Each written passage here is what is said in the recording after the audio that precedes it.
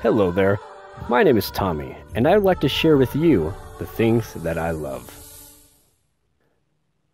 So, in a past, I guess you call these things videos, or kind of more like podcast thoughts. Anyways, in a past, we'll just call it a video. I talked about Dungeons and Dragons, and I said probably I'll be talking more about it in other future videos, and that's what this one is. Um, In this one, I mostly just want to talk about my love for kind of like more of like the old school Dungeons and Dragons. And that's not to say that I don't enjoy newer stuff. I mean, currently at the time of recording this, this is fifth edition Dungeons and Dragons. But like, there's something about some of those older adventures, like the Tomb of Horrors or like White Plume Mountain, which I really enjoy because you can just kind of get in and get out with them. And maybe this is just with myself and my friends, but every time we say, "Oh boy, we really want to start a big campaign up," work comes in, real life issues show up, and we can just never do it.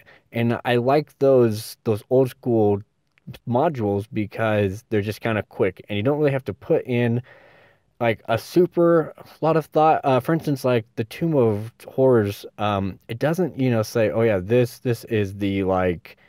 Is a story. It starts off by saying like, "Oh yeah, you arrive at the place where you think the Tomb of Horrors might be," and then your players have to find the Tomb of Horrors. Um, and actually, just kind of a side tangent here. At the time of recording this, I recently saw Ready Player One, and I guess that in the book, the first challenge is going through Tomb of Horrors. Um, but in the movie, it was changed to like this giant race, and I can definitely see that because the Tomb of Horrors is definitely it's like a slower thinking man's adventure.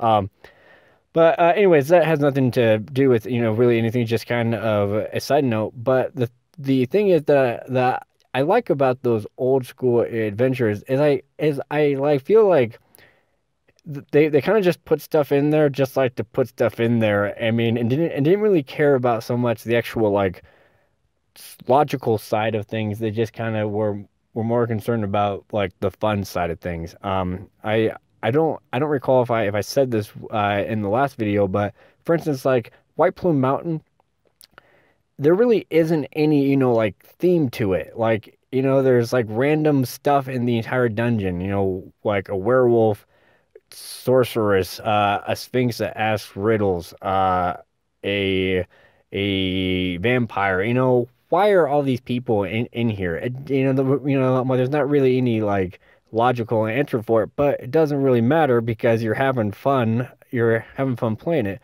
And I kind of feel that newer D&D has to have a reason.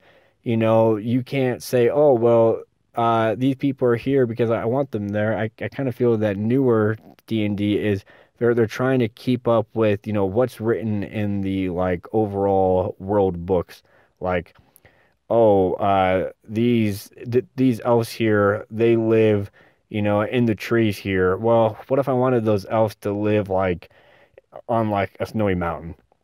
Um, and so I guess the point I'm trying to get at here is I feel that some of those old school adventures, that they just kind of said, "You know what, this sounds cool. Let's just go ahead and put this in here."